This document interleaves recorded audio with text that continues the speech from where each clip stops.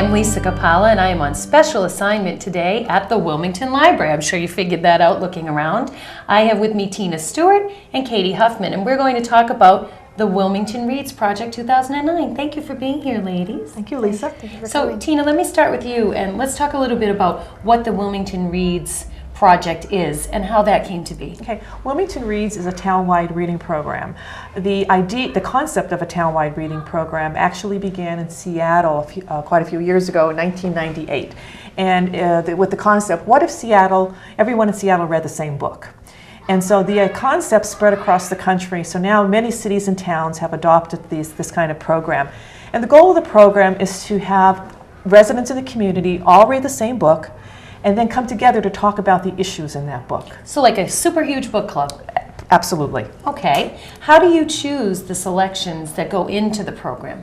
This year we had a committee do it. In the past we've had it presented nominations from the town, and then we narrowed it down to the finalists, and then presented the finalists for the town for the vote. But we found that this year we wanted to try to have a committee select the book, and it worked fairly well. We had the committee get together and nominate titles, and then we selected finalists from the nominations, and all of us read those books. Wow. And then came back together and voted, and we decided on the things they carried. And the tipping point for this book selection was the visit in September of the moving wall, the Vietnam Wall, coming to Wilmington. Right. So we thought that concept of the Vietnam War and the community's interest that was sparked by that visit of the wall, that this would be, to carry that discussion forward into 2009, would be a good book to choose from. And because obviously talking about the Vietnam War is so important that we continue history to move forward and remember where we've been, so to speak. Right. So I can see why you chose that book. The book is called The Things They Carried, which is by Tim O'Brien. What does that title mean? Well, according to Tim O'Brien, that the things they carried is really literally is the things that they carry, the soldiers in this platoon that he's describing in the book. Everything from pictures of girlfriends, the equipment and supplies, but some of the emotional things that they carry with them during battle and after they come home. But he talks about that we all carry things with us in our life. So he does take it beyond Vietnam hopefully we'll discuss about the things that we all carry with us through our lives, the good and the bad. Now I understand this book is written in the third person. Well, it's both. He starts out, in the third person, then goes switch to the first person. So it's interesting, and it reads like nonfiction, but it is fiction. Okay. So it's a very interesting. That itself is an interesting discussion point, because when you're reading it, you think you're reading about Tim O'Brien's experience in the war, because the author, was in the Vietnam War himself. So it is it sounds autobiographical, but but it's fiction. Okay. Did you find the book a difficult read? No, I didn't. Okay. No, difficult. Just emotionally difficult. Emotionally difficult, yes, but not. It's not like a dense book, a long book to read. It's fairly readable in terms of it captures your interest immediately. It can be difficult in terms of some of the descriptive battle scenes that he describes, and some of the problems that the soldiers are dealing with in battle. That's difficult for anyone to read. Of course. But that's the whole point of getting into the situation and really feeling a part of it. Exactly. And it's not super long. No, it's not. Which is good, because we're all so time consumed these days. It's nice that it's big enough to take along with you on the train. You can read it probably in a couple of days, it looks We also have the audio format. In fact, I listened to it. I was taking a trip to Pennsylvania, and I had the audio. So it's I would recommend, if you like to listen to books on your commute, it's a great audio listen. Excellent. Book to listen to. And what is the age range that would be okay to read this book? The target audience for all our Wilmington Reads programs is high school and adult. Okay. Yeah, and actually the high school students read this in September and October when the wall was visiting Wilmington, and one of the members of the committee is Claire Hitchler, and she is an English teacher at the high school. And so many of the students have read the book, and they will be participating in some of the programming that we're doing. And in addition to just reading the book, as if that weren't enough, we have a whole plethora of events that are going on with this in conjunction with the Wilmington Reads Project, which Katie's going to tell us about, sitting here patiently waiting. I see you have a brochure here. Let's show that to the folks at home, and they can pick up a copy of this. Brochure. And this tells us all of the things that are going on and how we can get involved, correct? Correct. Okay. Yes. The other thing you can do to start off before I talk about the events that you can pick up is our comment card. And if you've read the book, we'd like you to pick one of these up. There are 2 questions on it. One, what are your comments about the book? Did you like it? Did you not like it? Do you have any questions that you'd like to hear us discuss in some of the events coming up? And the second is, what would you carry? If you went on a journey or if you were in a war, what would you want to have on your person? What would you need with you? And we're displaying these cards, so even if you don't fill one out, you can read about what other people That's think good to know. and So what be they careful like what to you carry. say, folks, because it's going to be up and everybody's going to see But those are it. already on display, Excellent. and you can start looking at that. Okay. So for the month of March, to start off, we're going to have a kickoff event. It'll be at the middle school auditorium on March 4th, I believe. 4th, yes, at 7 p.m. And we're having Chris Capozzola.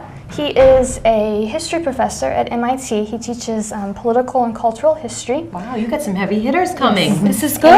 And he's actually taught the book in his previous courses, so he's an expert on the book and its role in history. And he'll be talking about the book's literary and historical significance. Excellent. So we're really looking forward to that kickoff And event. I should stop you. All these events are open to the public. You do not have to be a Wilmington resident to attend. Correct. Absolutely. Is there registration involved with all of these programs or some of them? Can you speak to that, Katie? And most of the programs we encourage registration. The only 2 that we don't ask you register for are the book discussions. Okay. But everything else you can either call us or go to our online calendar of events. And how would we do and that? register that. It's www.wilmlibrary.org. Excellent. So when we dial that up, Tina, we would see different segments where you could register for things and see the calendar? You click on calendar of events, Okay. and that will bring you to all the list of library programs, and then you could there's a place to click register. Okay. It's very And all simple. the programs are no charge? That's Correct. That's Completely amazing. free. And this is sponsored by the Friends of the Wilmington Yes, Library, right? yes, Yes. thank Which you are to my the friends, too. Yes.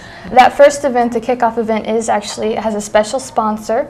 The Wilmington Ed Foundation has been gracious Which I know enough. too. Yes. They're great Yes, folks. We to- have such to a nice sponsor that community that program. really gets involved with things. I hope this goes so well for you, and that's why we're here today, to make sure that the community does get involved. And the second event that you're going to be holding? The second, I'm going to break this down into categories. We're going to do a Saturday film series. It'll be Saturdays at 2 p.m. here at the library. We're going to do 3 films. One is a period piece on the 60s. It's called Across the Universe. I've seen that. And it features It's Beatles good. songs, so if you like 60s music and the Beatles in particular, it's a great Or if you weren't great born thing. then and you'd Right. like to find out about that The music, 60s. that would be a great time to see it. Definitely. And then we're doing 2 documentaries.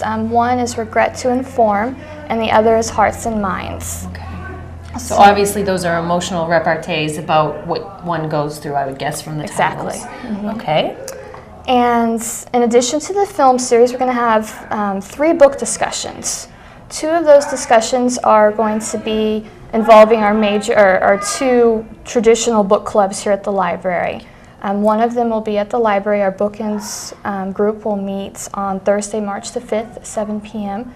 And that'll be a smaller group here at the library. Anyone is welcome to attend. And Bookends is something you run all the time? Yes. But you're doing this special little segment of that. Okay. Exactly. So The hopefully other- once we go to that, we're turned on to Bookends and we become a member Absolutely. of That would be that. wonderful. Correct? Yes. All right. Our other regular group that meets is Page Turners.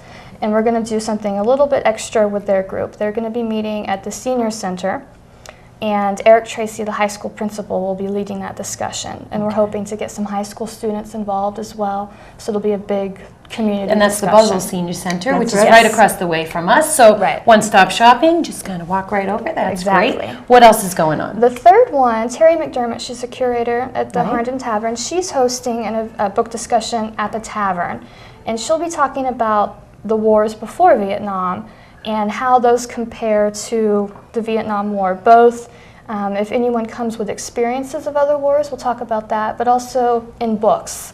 You know, how does the Vietnam War compare to World War II in Wow. terms of what went on? You ladies have thought this through.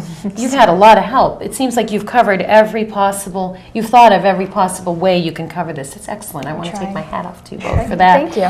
And I like especially the idea of comparing previous wars and current war, unfortunately, so that we can get perspective on how the Vietnam War was different, which is Right. great. Yeah.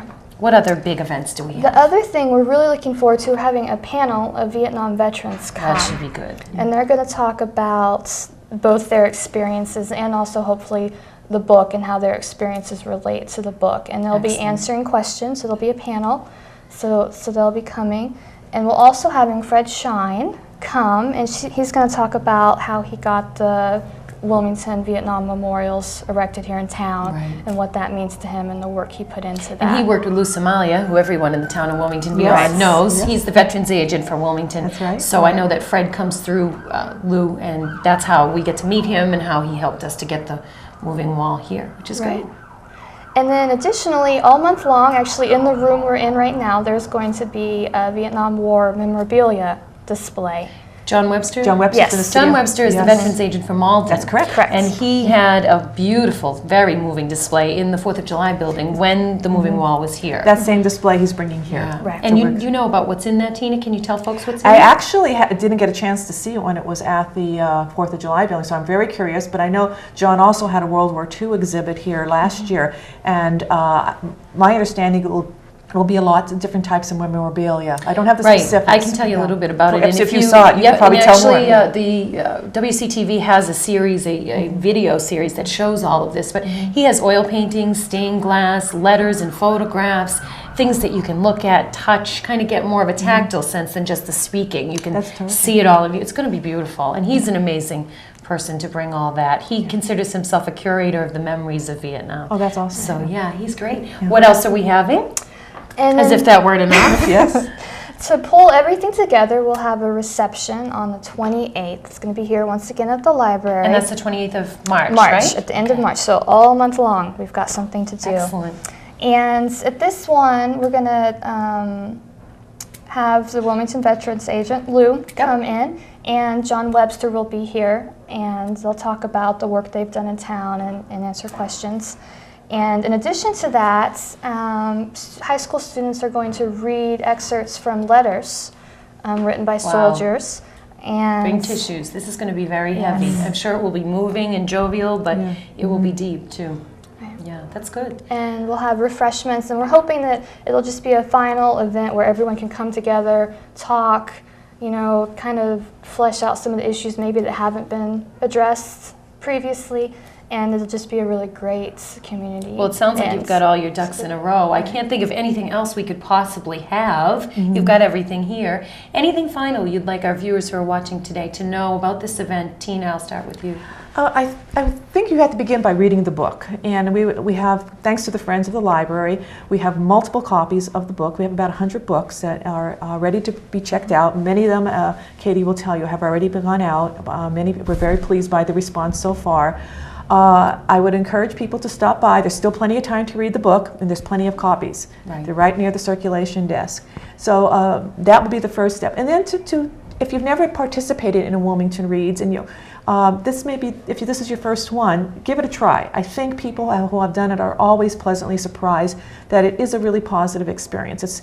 And you read the book, not only participate in the events, but you may want to talk to your friends. Have you read the book? And just a dialogue, because there's a lot of really important issues in the book to talk about. And I think I just would encourage people to read the book and come to the kickoff event, because I think they'll not only learn a lot about the book and see how they react, but how some background on the perspective of the Vietnam War. So, and then pick and choose what programs that you'd like to come to. There's plenty of different time slots, and there's something for everyone. There is something What I find interesting about this particular book choice is that most of the time book clubs choose either a genre or a certain style or something that maybe kite flying I'm not into, but this touches everyone, whether you had a relative in Vietnam or you don't know much about Vietnam, or the things they carried or what you carry with you. It seems like there's something in there for everyone to take away. And I'm glad to see that. A universal theme, I guess, is what I'm getting at. One of the criteria, which I think this book does meet very well, is that we try to appeal in selecting the Wilmington Reads book, something that's cross-generational and that appeals to men and women. And so I think this book really meets the criteria and other towns have done this book as well. And everyone who has done it, I've spoken to other librarians, have said it's a very moving book, and it's been a success in other towns, and I think it will be here in Wilmington as well. Excellent. Well, with everything you've planned, I don't see how it could go wrong. Katie, what would you like our viewership to know? What we've got you. In addition to what Tina said, I'd just like to say that I have been in this community for about a year. I start actually a year next week. I will have been working here, and it's a really wonderful community. Everyone is very involved, and most people who walk through the door have a great smile for the staff. And if you haven't been involved in the community or anything the library has hosted, this is a really wonderful opportunity to get involved. We've got a lot going on, and even if you don't do this, keep an eye out on our website and in our newsletters for other things that we're doing. We have all sorts of programs all the time. There's something for everyone. Excellent. Thank you, ladies, for the work you're doing, for all the events you've planned. I know it's going to go great. Thanks for watching this special edition, Lisa Capalla on assignment here at the Wilmington Library. Let's all get involved. Pick up a copy of things they carried. Let's get into our community. And I want to thank the Wilmington Library, the Friends of the Wilmington Library, and Tina Stewart and Katie Huffman for their involvement and their participation today. Keep watching.